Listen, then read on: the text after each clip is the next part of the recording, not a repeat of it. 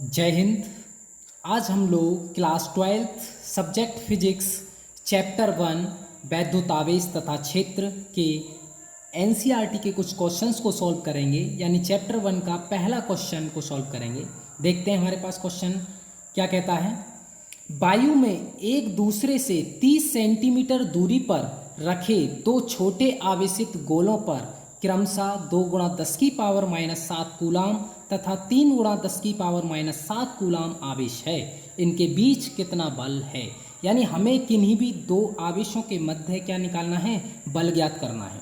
और आप जानते हैं किन्हीं भी दो स्थिर आवेशों के मध्य बल हम किससे ज्ञात करते हैं, कूलाम नियम से।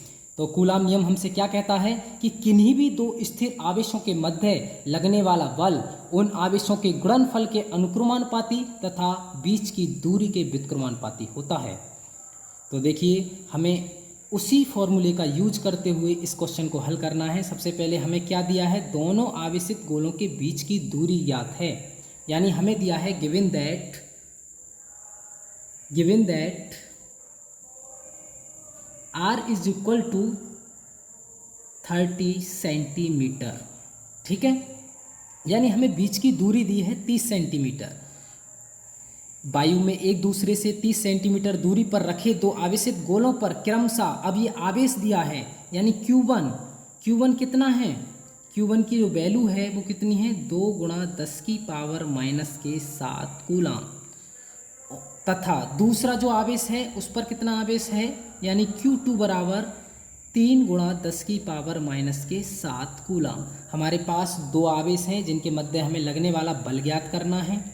ठीक है, दोनों ही धनावेश आवेश हैं तो उनके मध्य कैसा बल लगेगा, उनके मध्य प्रतिकर्षण बल लगेगा। क्योंकि जो समान आवेश होते हैं उनके मध्य प्रतिकर्षण बल लगता है और जो विपरीत आवेश होते हैं उनके मध्य एक आकर्षण बल लगता है।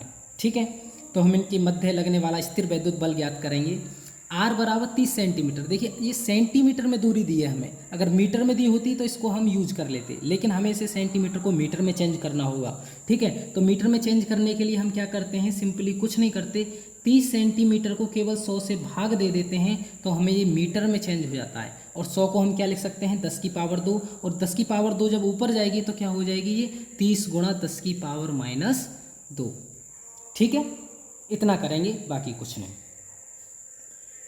आगे देखिए, अब ये हमारा मीटर में चेंज हो गया। ठीक है, आर की वैल्यू हमारी किस में चेंज हो गई, मीटर में। सूत्र क्या है हमारा, किन्हीं भी दो स्थिर आवेशों के मध्य लगने वाला बल यानी फोर्स क्या होता है, उन आवेशों के गुणनफल के अनुक्रमानुपाती तथा बीच की दूरी के वर्ग के व्युत्क्रमानुपाती होता है। लेकिन जब हम अनुक्रमानुपाती का चिन्ह हटाते हैं तो हमारे पास एक कांस्टेंट वैल्यू आती है जिसका 1/4πε0। ठीक है, इस सूत्र का हम यूज करेंगे और इसमें मान रखेंगे। देखिए 1/4πε0 इसकी वैल्यू हमारे पास क्या होगी, 9 गुणा 10 की पावर +9। ठीक है, इंटू Q1 का मान कितना है, 2 गुणा 10 की पावर -7 कूलाम। और Q2 दूसरे आवेश पर कितना, दूसरा जो आवेशित गोला है उस पर कितना आवेश है, 3 गुणा 10 की पावर -7 कूलाम। और इसको हम भाग दे देंगे यानी r² से। r की वैल्यू कितनी है हमारे पास, 30 गुणा 10 की पावर -2 मीटर। और इसका हमें क्या करना होगा, वर्ग करना होगा।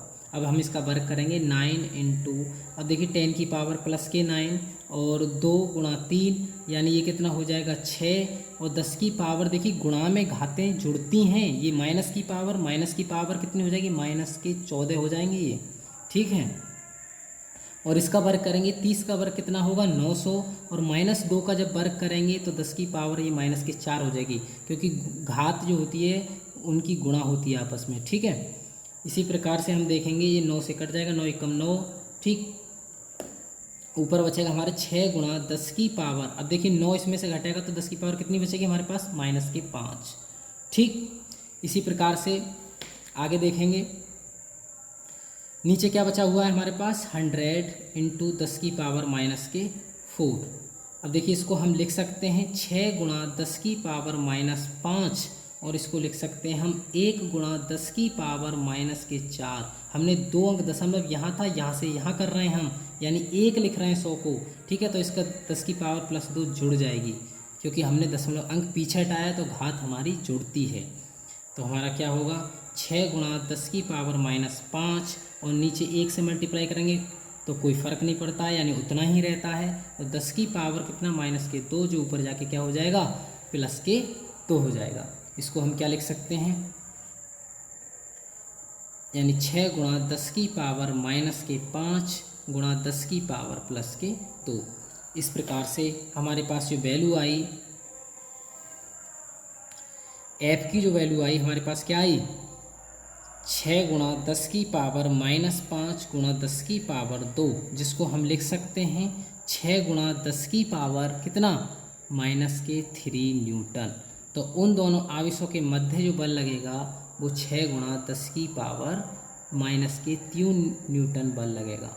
यही हमारा करेक्ट आंसर है।